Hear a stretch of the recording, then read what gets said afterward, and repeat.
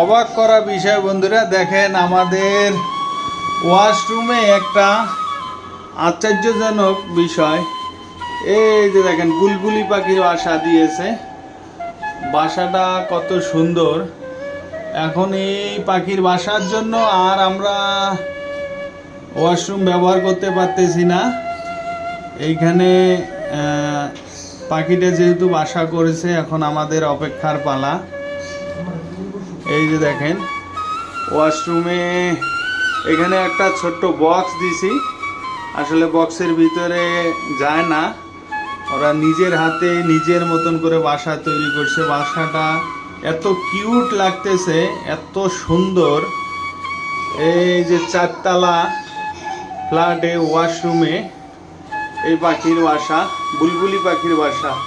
দেখি এটার ফলাফল কি আসে, অবশ্যই আপনাদের মাঝে শেয়ার করব।